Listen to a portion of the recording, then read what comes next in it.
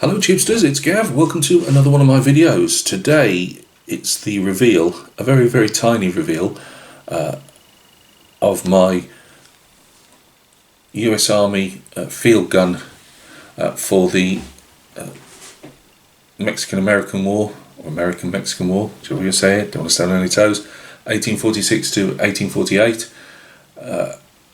It's not a lot, I know. I'll obviously go down to the bench in a minute for a better look. I just want to explain a couple of things as well. Big thank you to Joachim and Marcus for putting on the group build. It's an artillery group build. I thought the way that they said you could build anything was a good way of getting people like me, or yes, I know I build kits as well, but I don't build them quickly enough to suddenly get an artillery piece of some description into a group build like that. It just took me too long and it burned my head out. I always felt bad not joining one of Joachim and Marcus's group builds, because they're really supportive guys, and it just so happened that I was ordering some stuff for a client, and I thought I'm going to order this as well for myself, because I was interested in the Mexican-American War, and I just fancied to have a check out some of the figures, or one set of part of a figure collection that Eureka was doing at the same time. So it all fell into place. So thanks for that, Marcus and Joachim. As I say, what you've done is been, whether you've like opened it up to a lot of people, because I know that especially I'm more in contact with Joachim.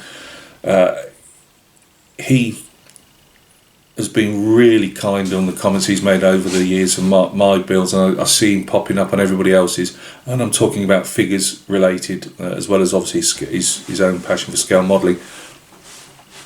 And by doing what they've done, they've allowed other people that they're connected to join a group build that may not have done one, so I know there's some other guys also doing different artillery pieces from a war games point of view. War games figures, so that was really good of them.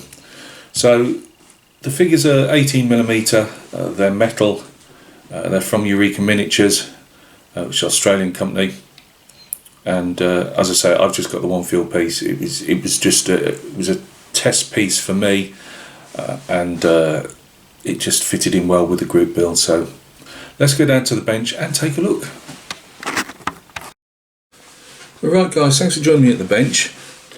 I've not gone for the dark blue, I've gone for, well obviously I haven't, I've gone for the more sky blue look. From what I'd got an extremely old Osprey book, which I haven't got to hand at the moment, and it was literally, I believe, done in the mid-70s. So, obviously historical research might have changed them, but they were saying that the light, not the light horse, but the light battery that they got, they often wore the darker ones, or I believe it's more like winter uniform more than anything. So I went for, they'd got an artist's drawing of one of the figures as Osprey do, and I just went roughly on that. So they've got yellow piping around the collar and the epaulets. They've still got their red stripe on the leg, and the dark blue caps with the, let's pick that up. I'll drop it, and they've got the dark blue red banding around the cap. You'll notice that it's dark blue at the back. That's because, from what I could see, the sculptor had put in the flap, they've got like a sun or rain flap that goes over the back, the same material that when I read up as the hat. So I've painted that as the dark blue as it would have been, so you only see half the red band. Some people saying they weren't issued with them, and other people, what it's like with uniforms. But the sculptor appeared to me to depict it, so that's what I went with. As you can see, the uniforms are all that light blue. There's not a lot of difference apart from, well, even the hats, So what I've tried to do is just put a few patches, as you can see. Unfortunately, half the tufts are a bit big in places really for this size figure, but never mind. I put a few like Hessian patches on them. Let's see if we can go around. Yeah, he's got he's ripped the seat out of his trousers, and he's got some canvas or hessian on the back there. Same on the elbow. This guy's got it on the seat area plus the inside, going down to the bottom, which I might as well not bother because it's lost in tufts. But you know where you've got it round the base for a few inches around the base, around the bottom of the trousers. I've done some, which I'm trying to find. Can I find them? No, something like that there. I've had to make it stand out more than it probably should do, but I've just used some other material, like they've cut up an old jacket and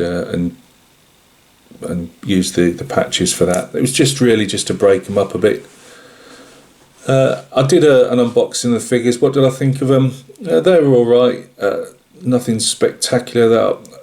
This guy was a bit disappointing. I don't know if you can notice, he's got the longest arm in history. He's completely out of proportion from the rest of him. There's his normal arm. Well, if you put this giant arm, if he wasn't holding the rammer, he'd be round his ankles, which is a bit of a shame really. But I mean, to be fair, unless you're looking for it, you won't see it. But yeah, it probably should have been better than that. I've actually replaced the rammer with a piece of large scale paper clips, and just cut it off and then remounted it, so it's a bit out of position, but it doesn't affect the size of the blooming hand. But yeah, gave the figures different hair colourings where possible, but not a lot to say really. As I say, I'm not going to obviously try and make more of it than it is. It was just hand, you know, I just wanted to have a look at the figures. I'm not really that, it wouldn't push me to get any more, if I'm being fair. But you know, on a table, if you're gaming these, you know, they ain't going to look that bad. It's only I paint a lot of figures, you know, and you just get a liking for how things have been sculpted or not, you know. But there they are. That's my contribution to the group build anyway. As I say, it was a fun little thing to do on the side. I'm glad it wasn't any more, because as I said on a previous video, I'm doing too much at the moment in my own. As I say, I don't do these in commission, what I call commission painting time. I do them in my own, but I've got so much other stuff I want to do, and I keep going, oh, I'll do this next. You know what it's like. But with my head problems, I tend to burn myself out quite easy. So yeah, that was just about enough. I wouldn't have wanted to do, say, 3 of them or a limber or something like that, you know. So thanks a lot, guys. Thanks for letting me join the group build. I really do appreciate it. I've seen, as you know, I've been watching Joe's, and Cal's said that he's got one coming up. He was showing his strip down. You know, the good thing with these are you get to see what other people are doing. So yeah, look after yourselves, and we'll catch each other very soon on another video.